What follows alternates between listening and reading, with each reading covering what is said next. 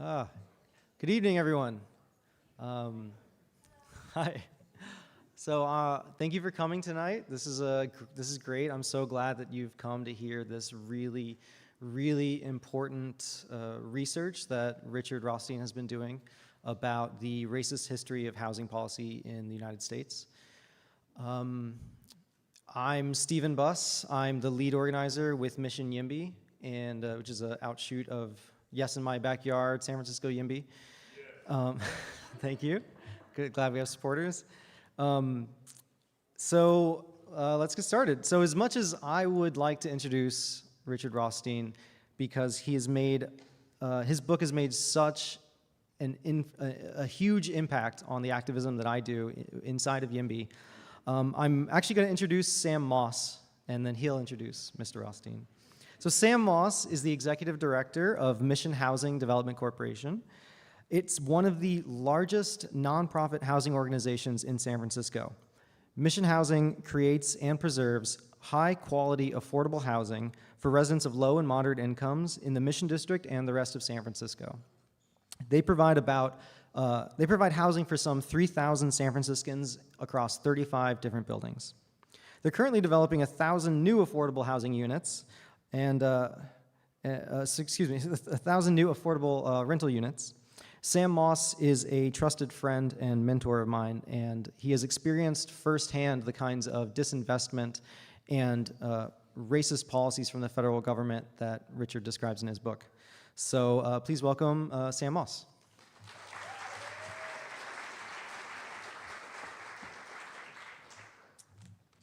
Good evening, everyone. And before I get going, can we actually get a round of applause for Stephen for putting this together? It's pretty awesome. These events don't host and run themselves, and thank you to him and also the Brava Theater for hosting. This is just a beautiful space. Okay, so I'm Sam Moss, as Stephen said, the executive director of Mission Housing. And the reason why we're all here, Richard Rothstein has a long and distinguished resume, but what brings us here today is his incredible book, The Color of Law, a forgotten history of how our government segregated America. In it, he lays out in painful, irrefutable detail the history of state-sponsored residential segregation. Racial segregation is present in every metropolitan city of America. Every single one.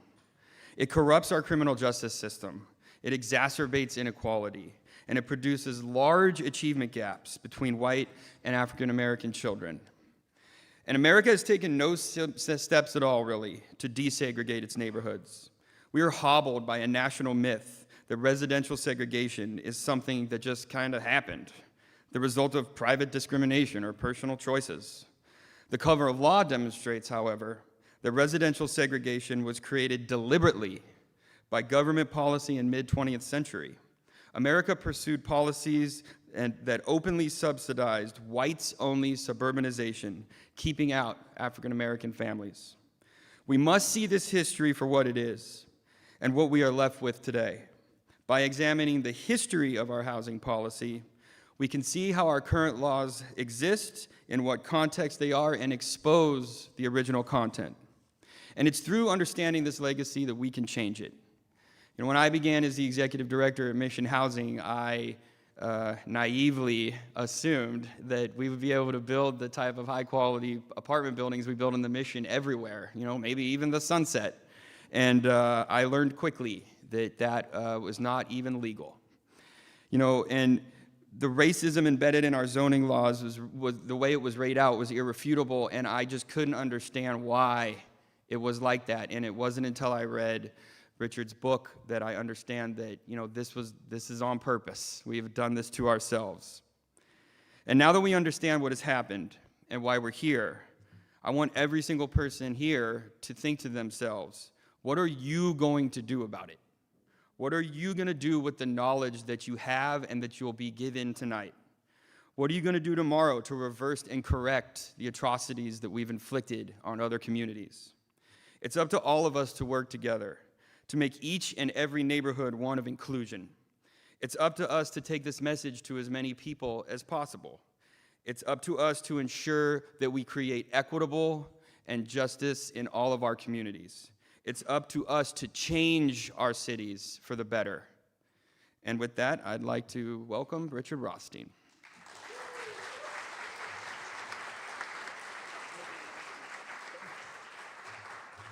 Hi, I'm obviously not Richard Rothstein, but I forgot to make an announcement about the emergency exits. They're down here. In case of emergency, rush the stage and then go out the sides.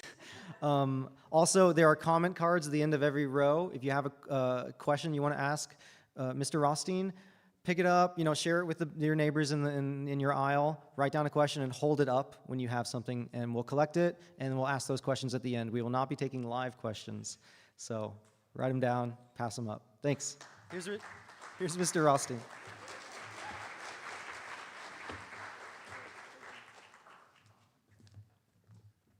I don't know. I could have talked about emergency exits. Thank you, Stephen, Sam, Laura, and all of you in Mission YIMBY for inviting me here this evening to share this history with you and to engage in a conversation. As you all know, in the 20th century, this country made a resolution to abolish racial segregation. We came to understand, it wasn't easy, but we came to understand that racial segregation was wrong, that it was immoral, that it was harmful to both African Americans and to whites, and that it was unconstitutional. Civil rights lawyers began in the 1930s challenging segregation in law schools. They chose to start with law schools because they thought that if judges couldn't understand anything else, they might be able to understand that you couldn't get a good legal education in a segregated law school. And then they used that precedent to challenge segregation in colleges and universities. Colleges and universities were segregated before this attack on segregation in the 20th century. And then they went on, as you all know, to use those precedents to challenge segregation in elementary and secondary schools, legal segregation, in the Brown versus Board of Education case that was decided in 1954. And then the Brown case gave impetus to a burgeoning civil rights movement that, by the time it was finished at the end of the 1960s, had abolished segregation in everything from buses to lunch counters, to public accommodations, to all kinds, to water fountains, to parks.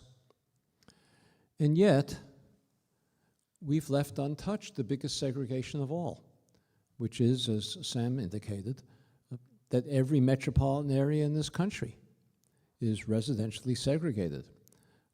I've lived in many of them. Every one that I've lived in has been characterized by neighborhoods that were white or almost all white, or African American or almost all African American. It's true of every metropolitan area. And we all take this for granted, even though we have this commitment as a nation in the 20th century to abolish racial segregation. How is it that, although we embarked on a crusade to abolish racial segregation in the 20th century, that we've left untouched this biggest segregation of all, which, as Sam alluded to, underlies so many, if not most, of the serious social and economic problems we face in this country? Because we have residentially segregated neighborhoods, as you just heard, we have an achievement gap in schools, because if you take children who are socially and economically disadvantaged and who come to school with problems that interfere with their learning, and you concentrate them in single classrooms and schools, it's inconceivable that those classrooms and schools can generate the kind of achievement that you could get if children came to school healthy and well-rested and from unstressful economic situations and in stable homes. Racial segregation of neighborhoods underlies the enormous disparities we have in health by race in this country, with African Americans have shorter life expectancies greater tendency towards heart disease and other serious diseases. That's largely the result, not entirely, but largely the result of the fact that so many African Americans are living in less healthy neighborhoods, less healthy air, less access to grocery stores with fresh food, more stress. The violence that we've all observed and watched with horror in places like Ferguson or Milwaukee or St. Paul or Baltimore in the last few years exists only because we're concentrating the most disadvantaged young men without access to good jobs or transportation to get to good jobs or opportunity or schools that can generate high achievement. We're concentrating those in single neighborhoods where they engage in oppositional behavior, where they attract attention of the police, who then overreact, and we get the kind of cycle of violence and mass incarceration that results, all because of residential segregation. And I'd add that residential segregation also underlies the dangerous, horrifying political polarization of this country today, because that political polarization runs in good part along racial lines. And how can African Americans and whites ever understand each other if they live so far distant and have so little understanding of each other's life experiences? How can we ever develop a common democratic community when we're living such different kinds of lives?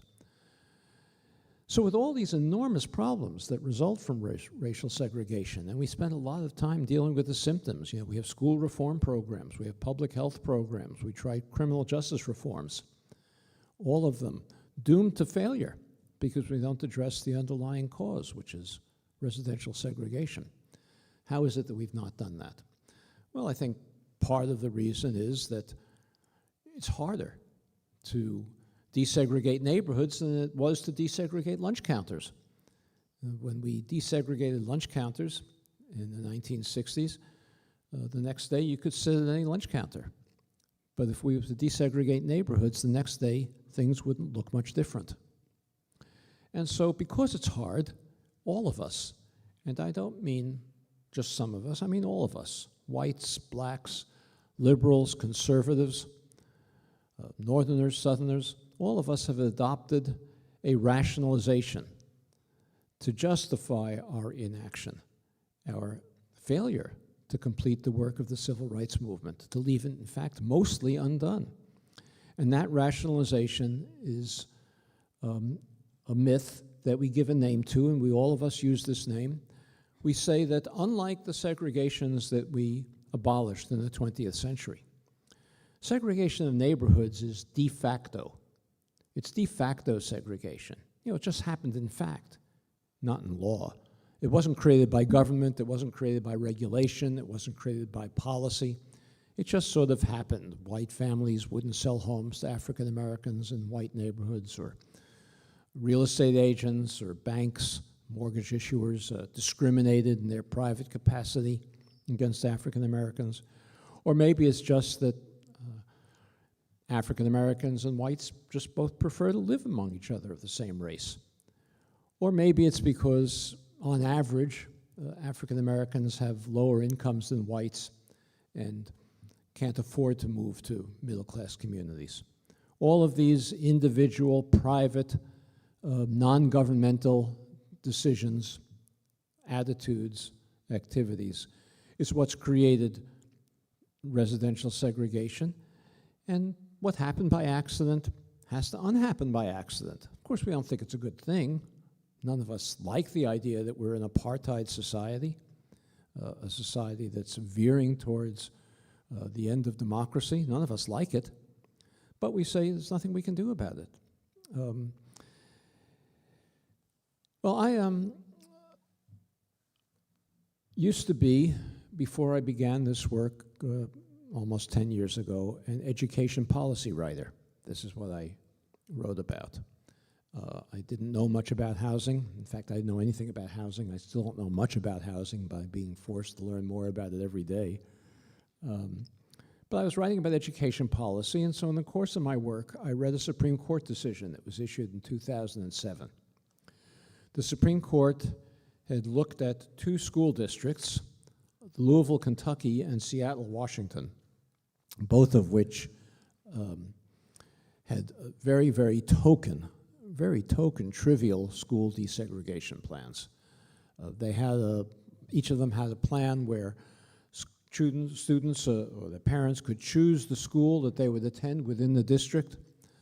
But if the choice was going to exacerbate racial segregation, that choice would not be honored in favor of the choice of a child that would help to desegregate the school. So if you had a school in Louisville or Seattle with, say that was all white or mostly all white, and there was one place left in that school after children had made their choices, and of that one place left, both a black and a white child applied for it, the black child would be given some preference.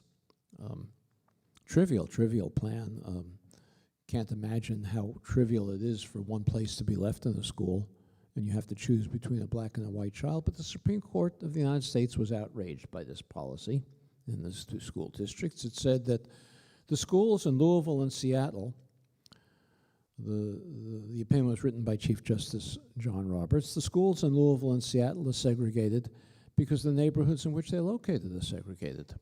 Well, I thought that was a pretty wise observation on the Chief Justice's part. In fact, that is today the main reason why schools are segregated. Schools, in fact, are more segregated today than they've been at any time in the last 45 years. But then he went on to say that not only the schools are segregated because the neighborhoods in which they're located are segregated, but he said the neighborhoods in Louisville and Seattle are segregated de facto because of the kinds of private actions and attitudes and activities that I just described. Not by government, not by law, not by regulation, not by public policy. And he said under the Constitution, if you have de facto segregation, it's a violation of the Constitution to take conscious steps to desegregate. It violates the 14th Amendment to desegregate, according to the Chief Justice. Only, he said, if you have what he calls de jure segregation, segregation by law and public policy, then it would be a civil rights violation. Then it would violate the 5th and the 14th Amendments. And if you have segregation that was created by government that violates the Constitution, then, of course, we're obligated to remedy it. Well, I read this decision, and reading this decision, I recalled, a case I'd read about some years earlier in Louisville, Kentucky, where a white homeowner in a suburb of Louisville called Shively, single-family home suburb, had a friend who lived, an African-American friend who lived in the center city of Louisville. And the friend was a decorated Navy veteran. He had a good job, a wife and a child, and he wanted to move to a suburban community, be a healthier community, a place where his child would have access to schools with higher achievement. And nobody would sell him a home in a suburban community in Louisville. And so the white homeowner, the white friend, bought a second house, a second home in the suburb of Louisville, Shively. And he resold it to his African-American friend. And when the African-American family moved in, a mob surrounded the home, a white mob, protected by the police. The mob threw rocks through the windows, and although it had police protection, the police couldn't identify a single perpetrator. It firebombed. It dynamited the home.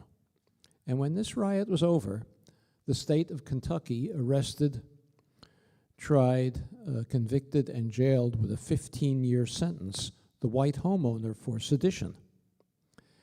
And I said to myself, this doesn't sound much like de facto segregation. It may be that Chief Justice John Roberts needs to learn a little bit of history.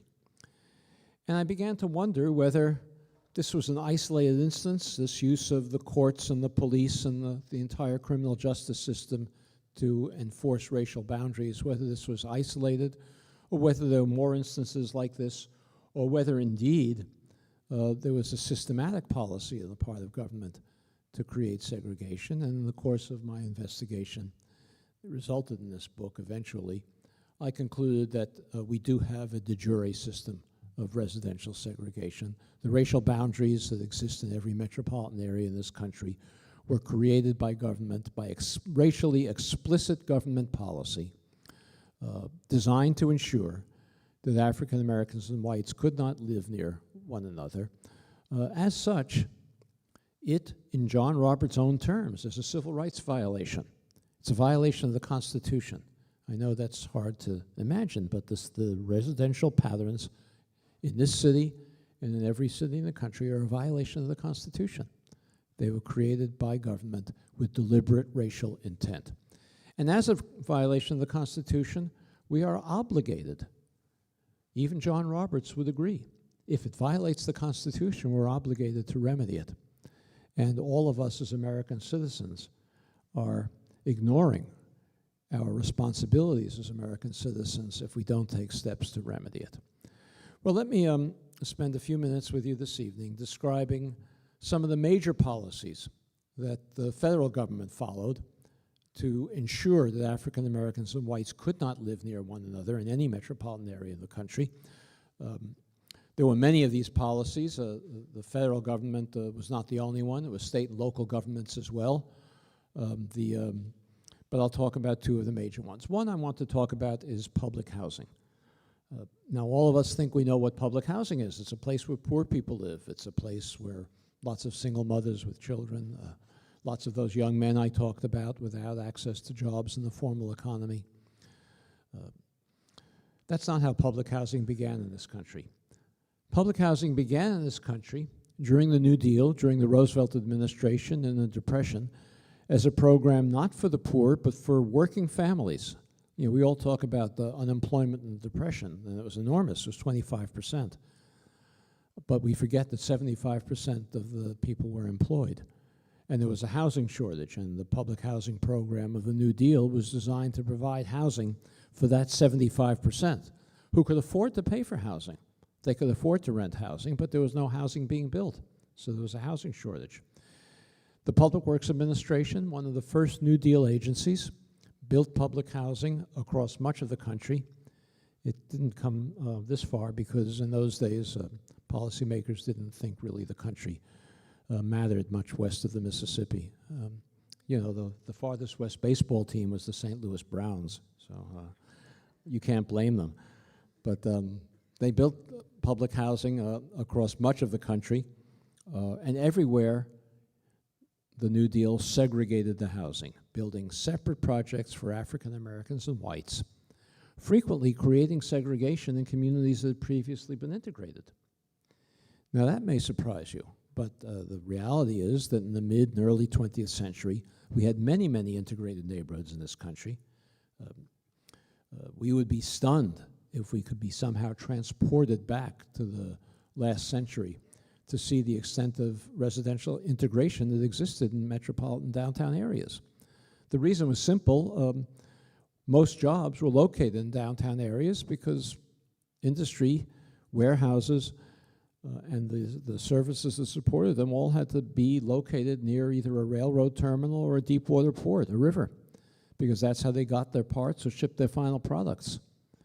And so if you had a downtown factory district or industrial district where there were African-American workers and Irish immigrant workers and Italian immigrant workers and Jewish workers and rural migrants from the South, they all had to be living in broadly the same neighborhoods because they didn't have automobiles to get to work. They had to be able to walk to work or take short streetcar rides in many cases. So there were many integrated neighborhoods, but the Public Works Administration demolished housing in those neighborhoods, slum housing, integrated slum housing, and built separate projects for whites and blacks. In my book, I talk about the great African-American poet, novelist, Langston Hughes.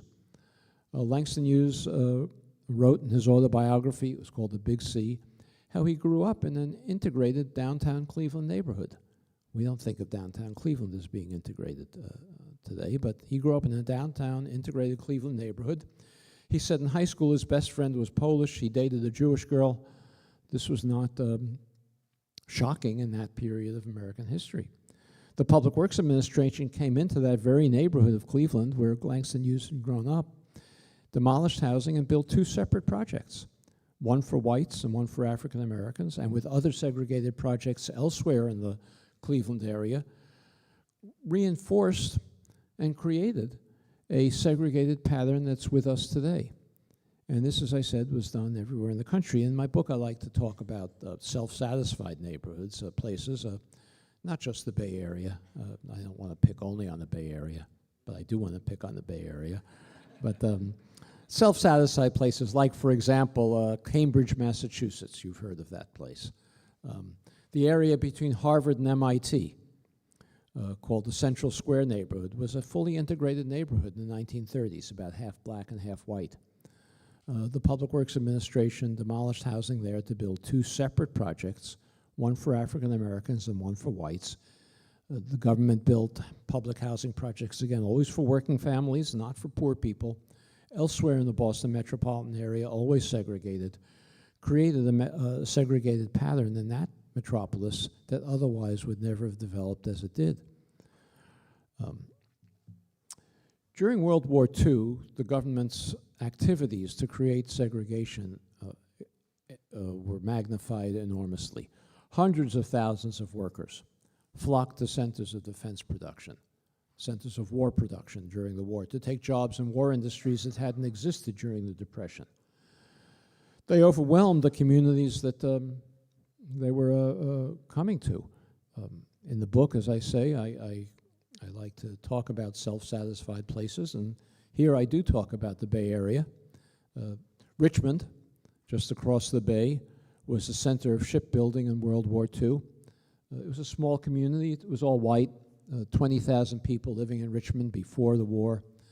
The Kaiser shipyards were built there, and by the end of the war, the employment in the Kaiser shipyards had gone from 0 up to 100,000. And many of these workers brought wives and children with them. So the population growth influx was about 300,000. I know before we came into the auditorium outside, I was talking to someone who is a city planner. And I don't know how a city planner plans the growth of a city from 20,000 to 300,000 in just 4 years. It's not conceivable. The only way that this population could have been absorbed was if the government built housing. If the government built housing for the war workers who were flocking to Richmond, and it did. Now, before I tell you about the government housing in Richmond, I want to point out that unlike the East Coast cities or the Midwestern cities, there wasn't a very large, substantial African-American population here in the Bay Area or on the West Coast prior to World War II. Historians like to divide the migration of African-Americans from the South to the North and the West in two periods. The first great migration to places like Chicago and Detroit, Cleveland even, Pittsburgh, took place in World War I and after. But the second great migration that affected California took place only at the beginning of World War II. There were some African Americans living here before then. A number had come during the gold rush, for example, and there were others who had settled in Oakland, in an integrated community in Oakland, because the railroads would only hire African Americans as Pullman car porters. And so the porters for the Transcontinental Railroad were living in Oakland. But aside from that, there were very few African Americans living here. The federal government built housing for the war workers during World War II and segregated it, creating separate projects for African Americans and whites. Creating, you can say with confidence, creating, not simply reinforcing, because there was no segregation here before because there weren't substantial numbers of African Americans, creating a segregated pattern that otherwise would never have existed.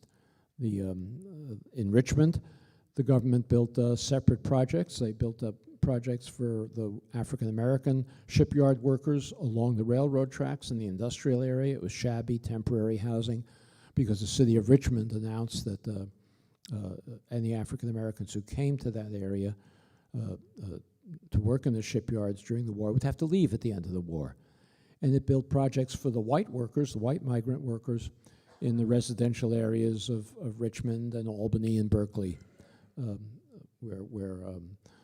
near shopping areas and other amenities in those communities.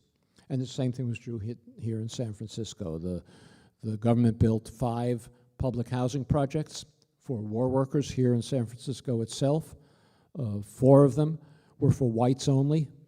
1 was for African Americans. It was located in the Western Addition because the Western Addition was a place, the Fillmore District, where a few African Americans were already living, because when the Japanese Americans had been rounded up and deported to internment camps during the war, there were vacancies, and African Americans began to fill some of those vacancies.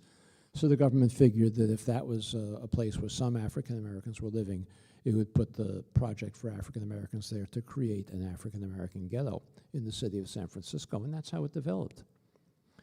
This was done all over the country. After World War II, there was still an enormous housing shortage in the country. Not only had no housing been built by the private sector during the Depression, the only housing that was being built was by the Public Works Administration and other government agencies that I mentioned earlier. During World War II, it was actually illegal to use construction materials to build housing for civilians unless they were working in war plants.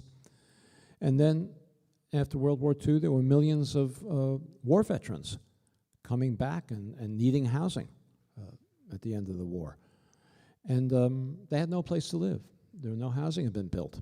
So President Truman, who succeeded Roosevelt as president upon Roosevelt's death, proposed a vast expansion of the National Public Housing Program. And remember, we're still talking about housing primarily for working class families, not for poor people. People who could pay the full cost of the housing and their rent, and were doing so, but for whom no housing was available. Conservatives in Congress wanted to defeat Truman's public housing program. They wanted to defeat it not for racial reasons, because it was segregated, and they were quite comfortable with that. They wanted to defeat it not because they didn't like poor people, but because there were no poor people living in public housing. This was for working class families. They wanted to defeat it because they thought that public housing was socialistic, and that the private sector should be building housing for the returning war veterans. Of course, the private sector wasn't doing it, but that was their view. And so they came up with a legislative device which we refer to as a poison pill strategy. Some of you may have heard that term.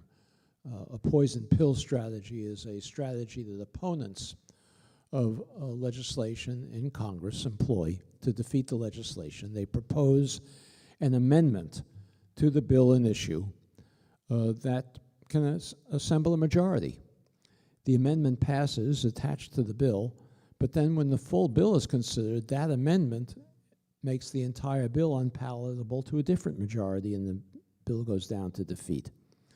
So conservatives in Congress in 1949 proposed an amendment to the 1949 Housing Act that went as follows. From now on, all public housing has to be integrated. No more segregation in public housing. No more racial discrimination in public housing. It was a cynical proposal. They didn't want public housing at all, but they planned to vote for the integration amendment. They assumed and hoped that Northern liberal Democrats would join them in voting for the integration amendment. The integration amendment would then pass, and when the full bill came up before Congress as an integrated public housing program, the conservatives would flip and vote against the bill, the final bill. They would be joined by Southern Democrats who wanted segregated public housing but not integrated public housing. That would create a new majority, and the bill would go down to defeat. So liberals in Congress had to make a choice, and I'm telling this story because it's a choice that we face still today. Do we create public housing, was the choice that they faced, at the price of having it segregated, or do we insist on integration and have no housing at all? And it was a difficult choice because the housing shortage was enormous. The need for affordable housing was enormous. So they had to decide what to do. And liberals in Congress decided that they would campaign against the integration amendment. They were led by two senators, the leading civil rights advocates in the United States Senate, Mr. Civil Rights, Hubert Humphrey. Some of you may remember his name. And an even more prominent liberal in the Senate at that time, Senator Paul Douglas of Illinois, led the campaign against the Integration Amendment. Senator Douglas got up on the floor of the Senate and gave a speech in which he said something along the lines of, "I want to say to my Negro friends that you'll be better off with segregated housing that will result if this Integration Amendment is defeated than you will be if we pass the Integration Amendment and you get no housing at all." Now, he was right. That would have been the consequence of defeating the integration, of passing the Integration Amendment. But I'm not sure he was right that we were better off, because as I indicated earlier, we have paid an enormous price for our decision to maintain residential segregation in this country. And I mentioned the price we pay in education and health and criminal justice and politics. That's the price we've paid for this devil's bargain that Paul Douglas and Hubert Humphrey made, and that many others of us have made since. Well, they persuaded their colleagues to vote against the Integration Amendment. The Integration Amendment was defeated, and the 1949 Housing Act was passed as an ongoing segregated program. You know, 1949 doesn't seem like so long ago to me. Maybe some of you, this seems like history, but it was just the other day. And the federal government used that vote in Congress, that vote against integration in the public housing program. They used that vote as their justification for segregating all federal housing programs, not just public housing, for the next 15 years. Well, under that 1949 Housing Act segregated program, the vast, large public housing projects that we all became familiar with, that became to symbolize public housing, were built. Places like Robert Taylor Homes or Cabrini Green in Chicago, you've heard of those, or maybe the best known one is St. Louis, Pruitt-Igoe. Pruitt-Igoe is actually two projects. Pruitt was for African Americans, Igoe was for whites. And very shortly after this and other projects were built, in public housing all across the country, a development occurred which was quite surprising. And that was that the white projects, like Igoe in St. Louis, developed large numbers of vacancies. And the black projects, like Pruitt, had long waiting lists. Eventually, the white projects became virtually depopulated. It became untenable to have a city where, for city officials to have two projects, one of which was virtually empty and the other of which has long waiting lists. So eventually the public housing projects for whites were opened up to African Americans. They gradually filled with mostly African Americans. At about the same time, industry left the cities. Remember, it had to be located downtown in the early 20th century because they needed access to either ships or trains to ship final products or get parts. But now the highways were being built. They could ship and get parts by truck. And so industry moved out of the cities where they had more space, where they no longer had to have elevator plants, could have continuous assembly lines. And the result was that the residents of public housing and other residents of these urban areas no longer had access to the good jobs that they had when they were paying the full cost of rent in public housing, so public housing started to be subsidized. Once it began to be subsidized, government stopped investing in it. It stopped maintaining it. The projects deteriorated, and they became the kind of urban public slums that we associate with public housing. But that's not how public housing began. It's not how public housing has to be. Well, the question that I assume is in your minds now is, and should be if you haven't read the book, is why did all these vacancies develop in the white projects? And that was because of another federal program which was even more powerful in creating segregation in this country, and that was a program of the Federal Housing Administration, a federal agency, that was designed to suburbanize the entire white population, white urban population, into single-family homes in the suburbs. This was a racially explicit program. It wasn't a program to create suburbs that had the unintended consequence of creating white suburbs. This was a racially explicit program of the federal government designed to create all white suburbs, to get whites out of cities and leave African Americans in place.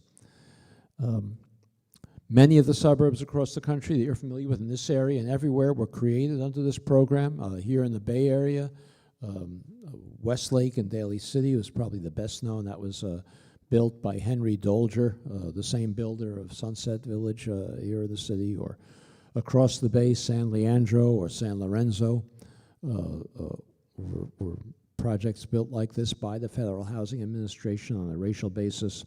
On the other side of the country, Levittown, the biggest one of all, east of New York City, was built. 17,000 homes in Levittown, 15,000 in Westlake. Los Angeles became the symbol of suburbanization in the country in the 1950s and 60s, and communities like Lakewood or Panorama City or Westchester were all built by the Federal Housing Administration as white-only programs. A builder like Levitt in New York, Levittown, or Henry Dolger here in the Bay Area,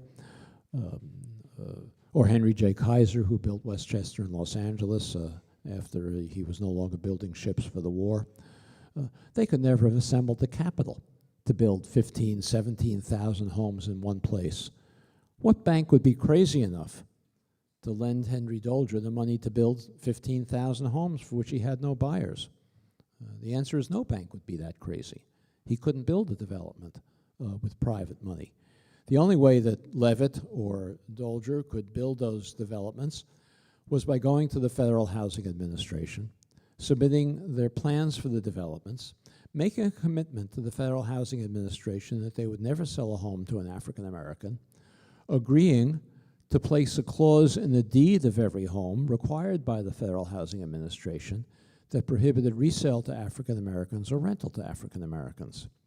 And on that basis, the white nooses around every metropolitan area were created of white suburbs of working class families that left African Americans residing either in public housing or in the private rental market within cities. The subsidy was enormous. White working class families with this program were able to leave, say, public housing and pay less in their monthly carrying costs for housing for single-family homes with a VA mortgage or an FA mortgage than they were paying for rent in public housing. And if they were veterans, and many of them were, they had no down payment. Those homes that white working-class families bought in the suburban communities were created by the FHA and the VA, sold at the time for about $8,000, $9,000, $10,000. I have a lot of information about Westlake and Daly City in the book. That the same thing was true in Levittown. In today's money, that's about $100,000. Any working class family can afford to buy a home for $100,000. That's only twice national median income. Make monthly payments, mortgage payments, amortized, easily affordable. Today, those homes, as you all know, sell for $300,000, $400,000, $500,000 or more. The 6 times national median income, 7 times national median income, not affordable to working class families of either race. The white families who bought those homes with Federal Housing Administration and VA subsidies gained over the next few generations. You can do the arithmetic, $200,000, $300,000, $400,000 in appreciation and equity and wealth. That's the main way that the American families gain what wealth they have, is the equity they have in their homes. It's only the very rich who get wealth by playing the stock market. The rest of us get home equity as the way of gaining wealth. The white families use that wealth to send their children to college. They used it to take care of medical emergencies. They used it to weather unemployment bouts. They used it to finance their retirements or subsidize their retirements. And they used it to bequeath wealth to their children and grandchildren, who then had down payments for their own homes. African Americans who were required by federal policy to remain renters in either public housing or the private market got none of that wealth. This was racially explicit federal policy. The Federal Housing Administration had a manual that was issued to appraisers across the country whose job it was to evaluate the applications of developers for federal subsidy, federal guarantees of bank loans. The manual prohibited those guarantees from being extended to any developer who would sell to African Americans. The manual even said, and I'm quoting now, even said that you couldn't extend a guarantee to a developer of an all-white development that was near where African Americans lived because it ran, quote, the risk of infiltration by inharmonious racial elements. That's what the federal manual said. There's nothing de facto about this. This is a federal policy that's as unconstitutional as the segregation of water fountains or pools or restaurants, and yet we've done nothing about it. The result of this policy is that today, while African American incomes, there's a gap of about 60%, 60% of white incomes on average. African American wealth is 10% of white wealth. Now you'd think that people with similar incomes would be able to save similar amounts of money and have similar wealth, but that enormous disparity between a 60% income ratio and a 10% wealth ratio is entirely attributable to unconstitutional federal housing policy that we, and I mean all of us, have never remedied. It's a civil rights violation. Well, in the course of writing this book, as I say, I described many, many other policies at the federal, state, and local levels that contributed to this systematic policy of creating segregation, but I also caused myself to examine the textbooks that are used in American high schools everywhere in the country today to teach American history. I wanted to see how they dealt with this problem. And what I found was that every textbook lies about it. The most commonly used American history textbook in the country when I was doing this research, and this was probably 4 years ago now, was something called The Americans. I assume it's still the most popular textbook. 1,200 pages. In those 1,200 pages, there was one paragraph which was subheaded Discrimination in the North. In that one paragraph, there was one sentence on housing, and the sentence read as follows: in the North, African Americans found themselves forced into segregated housing. That's it. They woke up one day, they looked out the window, and they said, hey, here we are in segregated housing. As you know, I write books. I know what that publishers devote a lot of money and energy to hiring copy editors to look out for passive voice sentences, but this is one they missed. It's a crime. It's a crime. Because if the next generation doesn't learn this history any better than we've learned it, they're going to be in as poor a position to remedy it as we are, if we've been. And so one of the things I do a lot of lectures about this history now because the book has gotten some attention. And one of the things I always tell the people that I speak to is that this is something that everybody can take hold of. Everybody lives in the community and has children or grandchildren and nieces and nephews who attend local schools. We know teachers and principals and superintendents and school board members. And we can begin to insist that this history be taught accurately. Because, as I say, the next generation has to learn it if we're going to build a new civil rights movement that's going to take up the cause of the last civil rights movement left untouched. There are many, many policies that we could follow to begin the process of desegregation of this country, to end the enormous consequences of segregation in health and in education and in criminal justice and in politics. The policies to desegregate are easy to think about, easy to conceive. What's difficult is developing the political will and the consensus to do so. And that, to me, seems to me to be our first task. We need to learn this history. We need to accept, as American citizens, the obligation to remedy civil rights violations that were created in our name by our government. And we need also, of course, to engage in the kind of activities that previous civil rights movements engaged in, whether it's demonstrations or marches or civil disobedience or protests about the ongoing maintenance of racial segregation. We currently maintain some policies that perpetuate and reinforce segregation, even though they're no longer racially explicit. One of them, well, we'll talk about a couple that you're all familiar with. You've heard mentioned before of the tax credit program that the U.S. Treasury Department administers for developers of low-income housing. That tax credit is almost entirely, not entirely, but almost entirely used to build low-income housing in already low-income segregated neighborhoods, because low-income developers, well-intentioned, are making the same choice that Paul Douglas and Hubert Humphrey made.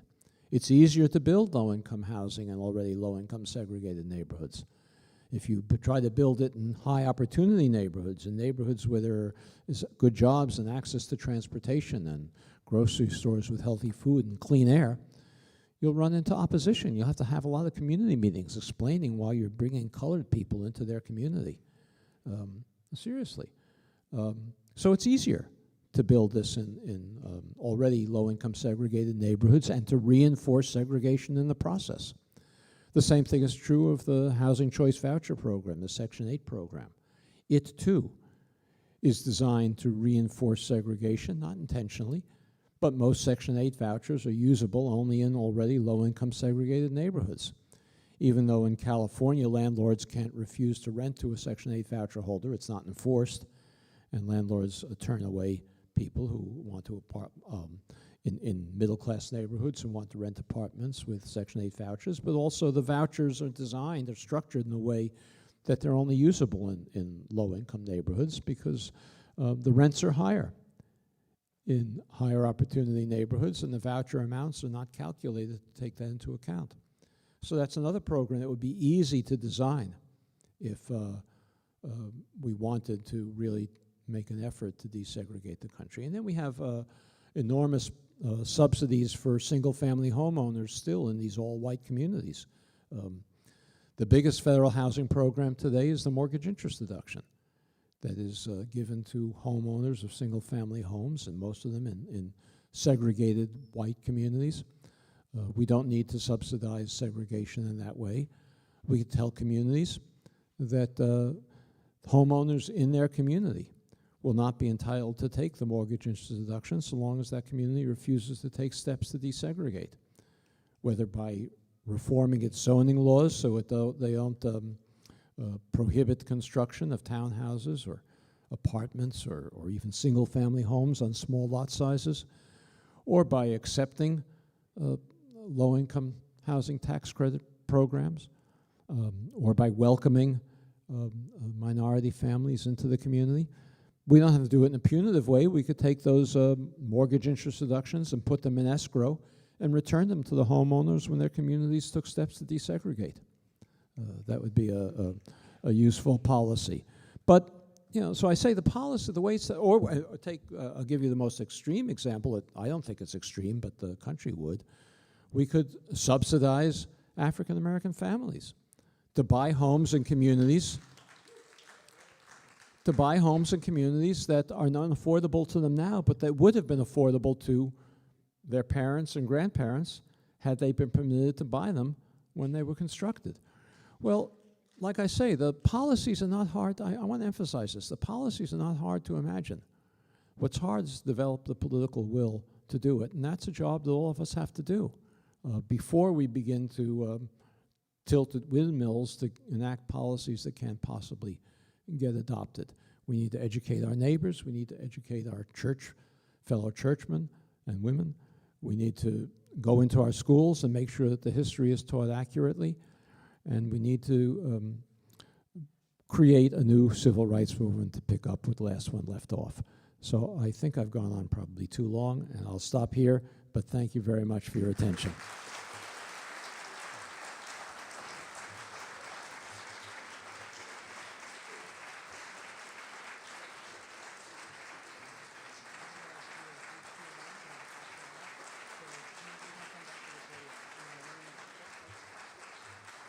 Okay.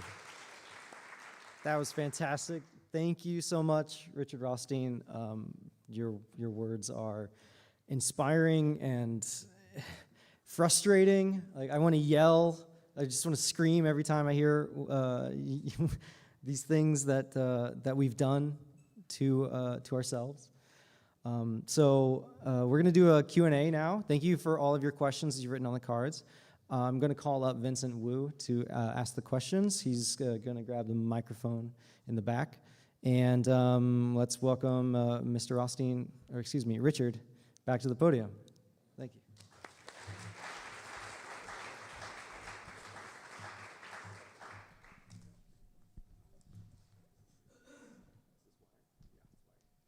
Okay, I have to stand. Is this on? Okay, it's on. I have to stand back here, so this is. Oh, no, I can go all the way out.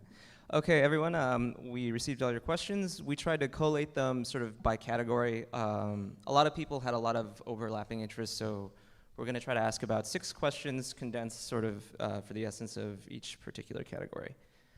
So, Richard, the first question I'll ask you is, can you talk more about the specific current policies and instances in the Bay Area where we see the influence of racism and segregation, such as zoning laws, city rules, NIMBY attitudes, et cetera? Are there any particular ones that come to mind? Well, you know, although I've recently come to live here, I've been telling some people before only because my children absconded with the grandchildren to the Bay Area, and I had to follow. But I'm not an expert on the Bay Area specifically. This is a national problem, so all I can talk about is general principles. I do know that many communities in the Bay Area have zoning ordinances that prohibit, this was alluded to before, they prohibit the construction of multifamily dwellings. Some of them require only single-family homes on large lot sizes.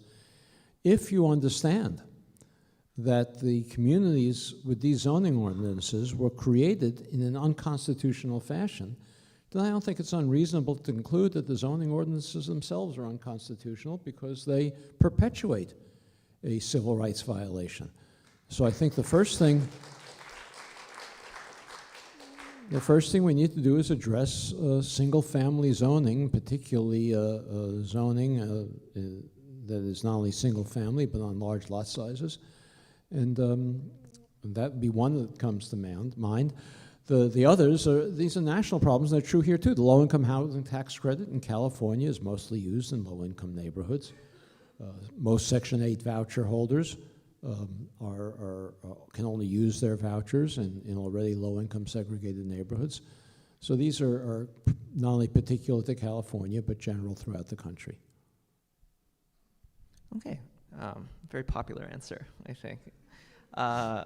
Our next question, a lot of people are interested in this particular topic, and I think the best way to phrase it would probably be, what are your opinions on the way that housing segregation has affected other racial groups besides just white people and African Americans in America? Well, that's a very good question.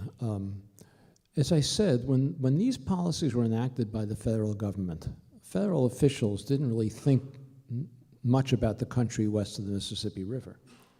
And the minority that was in existence in the eastern United States, central United States, midwestern United States, and southern United States at that time was African Americans. There were very few Hispanics living there, very few Latinos, very few Asians.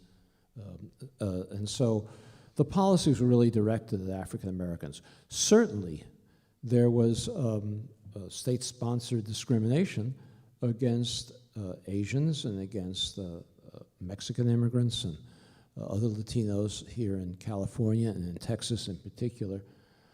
It never rose to the level of the segregation that was imposed on African Americans. The experiences of the other minority groups I just mentioned, somewhat in between that of whites and African Americans. I'll give you one example. In 1937, the first National Housing Act was passed to build public housing with local support. That is, the Public Works Administration that I described was strictly a federal project, but then we in 1937, we created local housing agencies to work with the federal government to build it. The first housing under the 1937 Housing Act was built in Austin, Texas, because the most aggressive proponent of public housing at the time was the congressman from Austin, whose name was Lyndon Johnson. And so that was the first projects that were built. There were 3 projects built in Austin. One was for whites only. Another was for African Americans. And the third was for Mexican Americans, Latinos. The city of Austin then embarked on a program to get all African Americans in the city moved out of where they were living to the neighborhood around where the Black Project was located. It did no such policy for the Mexican Americans. So there was a segregated public housing project for Mexican Americans, but Mexican Americans still continued to live throughout the city. But the city created a black ghetto around the public housing project designated for African Americans. So even where there was segregation of other groups, it wasn't nearly as severe as what was practiced against black families. Very sobering. Another pair of questions asks, and I think these kind of pair nicely. One says, do other countries practice residential segregation? They list South Africa as a particular example, and how might they have addressed it? And another question asks, I think this is sort of the other side of it, are there American communities or other countries which have done public housing well in a desegregated way? And what could we learn from them that we could do differently? Okay. I don't think that we have much to learn from other countries, simply because we have a legacy of slavery that these policies derive from that is not comparable to either the income differences that exist in other countries or the immigration histories that occur in other countries. South Africa is a majority black country. We're not a majority black country here. And so how we have to address this problem and the ways in which it's evolved are very, very different from those in other countries. So I just don't think, I think we have to remember, and I write some of this in the book, that this is all a legacy of slavery, of our failure to implement the 13th Amendment. The 13th Amendment not only emancipated the slaves, but also required Congress to enact laws that eliminated the badges of slavery. And housing discrimination is one of those badges. Any characteristic of second-class citizenship is one of those badges. Actually, in 1866, the Congress, the Reconstruction Congress, passed a law prohibiting housing segregation, private housing discrimination, under its powers under the 13th Amendment to abolish any form of second-class citizenship. The Supreme Court in 1883 prohibited the enforcement of that law. And it wasn't until 1968 that the US Supreme Court said, whoops, we made a mistake back in 1883. Really, housing discrimination of any kind is a violation of the 13th Amendment of the Civil Rights Act. So this is a sorry history of this country, and we have to confront it. We are confronting it. Let me just say that, this book, some people say that they were very depressed in hearing this history or reading the book. I'm actually quite hopeful from doing this research, because so long as we thought it happened by accident, we can only think it cannot happen by accident. Once we understand that this is not some natural phenomenon, but the product of a government policy, we can begin to comprehend that it's possible to develop government policies that are equally powerful to reverse it. That's a very hopeful thought. Yeah.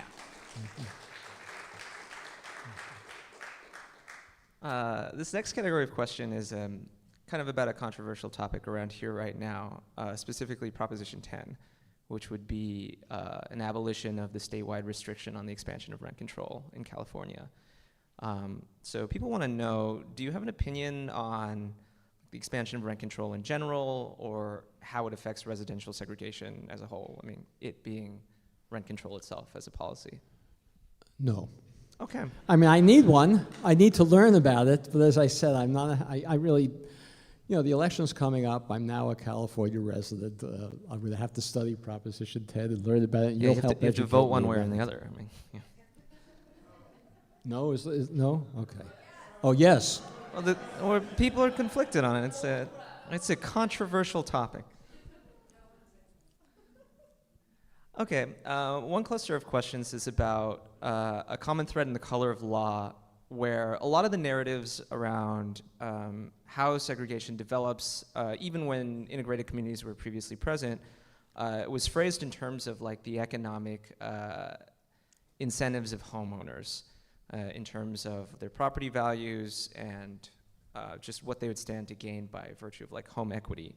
On the other side of it, it's also phrased in terms of what developers stand to make in terms of profit by building a segregated or non-segregated development. And people kind of have this general sort of question, which is home ownership bad? Or is an obsession with home ownership sort of uniquely American in some way? And do we need a general, I guess, one writer puts it in, do we need a cultural shift towards renting, which I liked as a phrasing. Well, let me take the first part of the question, which I know more about first. And that is that it is true that the federal government uses an excuse for these policies that property values would decline if neighborhoods desegregate, if neighborhoods were integrated.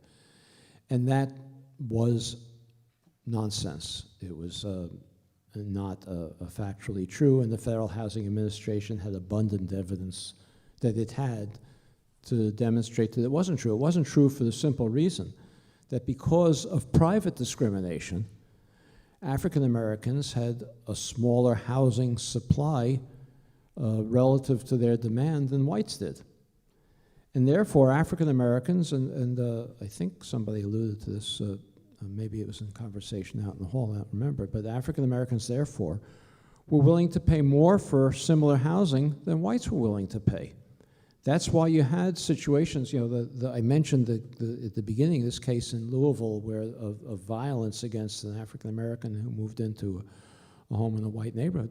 But there were hundreds and hundreds, thousands actually, of these cases of move-in violence against African Americans. But they only could have existed because African Americans were buying homes in white neighborhoods because white homeowners had it to their advantage to sell homes to African Americans because the African Americans would pay a higher price for a home than a white buyer would.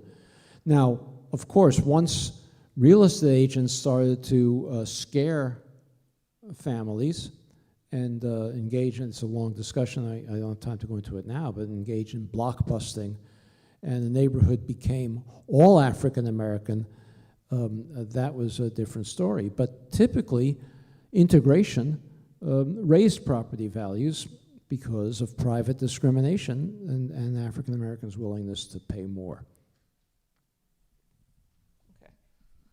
Okay. This last group of questions is about another sort of hot button issue, even in this particular neighborhood, specifically the Mission, and it concerns gentrification. A lot of people are asking sort of a lot of different aspects of the same topic, but if we had to choose a common thread through all of it, I guess the theme would be, what role do you think gentrification plays in residential racial segregation? Or is there a way that we should be thinking about this topic that maybe we haven't thought of already? Well, I think every neighborhood should be gentrified. Every community should have a mix of moderate, middle income, affluent, and low income housing. In order to do that, we have to have stable, controlled gentrification. We can't allow a situation where an entire neighborhood becomes transformed from a segregated low-income neighborhood to a segregated high-income neighborhood. So how do we do that? Well, one way we can do it is with rent control. I support rent control. I just don't know what Proposition 10 does, but That's one thing we can do. We can limit condominium conversions. We can, for example, well, California has Prop 13, which prevents homeowners in low-income neighborhoods from being forced out because their property taxes increase. The problem with Prop 13 is, this isn't exactly an answer to your question, but the problem with Prop 13 is it starved our schools of resources. But we could easily fix that by modifying Prop 13 so that property owners whose property taxes were frozen would, the city or county would recoup those lost property taxes at point of sale. So that if somebody had a $100,000 home and they only had to pay taxes on $100,000 value as long as they lived there, but when they sold it for $1 million, then out of that $900,000 profit would come the lost property taxes that would both protect people's rights to live in their homes as long as they wanted to and not starve public services as a result. So there are a number of policies we could follow to ensure that a share of housing in gentrifying neighborhoods was guaranteed for people who've traditionally lived there. But even if we did that, even if we had rent control and you know, prohibitions on condominium conversions, or limits, not prohibition, limits, and property tax freezes and all of these other tools, many others that we can employ to ensure that existing residents could remain, some people are going to be displaced inevitably. You can't do gentrification solely with increased density. Some people are going to be displaced. And where are they displaced to? Well, they're displaced to new, segregated, low-income communities somewhere else. So in order to have an intelligent control on gentrification, we have to do two things. One is we have to preserve a share of housing in those neighborhoods for existing residents, for low and moderate income families, so that it becomes a truly integrated neighborhood and not a new segregated high income community. But the other thing we have to do is open up the suburbs so that the families who are displaced can also live in high opportunity communities. And that we're not doing at all. All of the discussion about gentrification is all about the first part. And there's none of the discussion about the second part, and we need both. Thank you.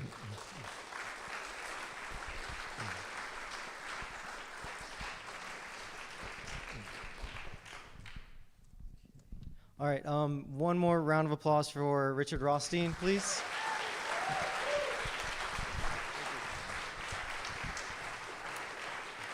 Okay, so before everyone leaves, a couple announcements. First of all, thank you all for coming. This is such an important event. Definitely buy the book. Richard will be doing signatures outside in the lobby in a couple minutes, so give him a couple minutes to get there. And also, Richard, by the way, if you ever want to repeal the mortgage interest tax deduction, you've got an army of YIMBYs behind you. Totally on it. Also, elections are happening right now. Voting just started on Tuesday, and I want to have a quick shout out for Prop C. Definitely vote yes on Prop C. It will double the funding for affordable housing and homelessness in San Francisco. Also, check out the rest of the YIMBY endorsements at yimbyaction.org/endorsements. And that's it. Don't forget to vote. Your ballots have been delivered if you vote by mail. Go buy a drink, tip the bartender, and buy a book, get it signed. Thanks a lot for coming.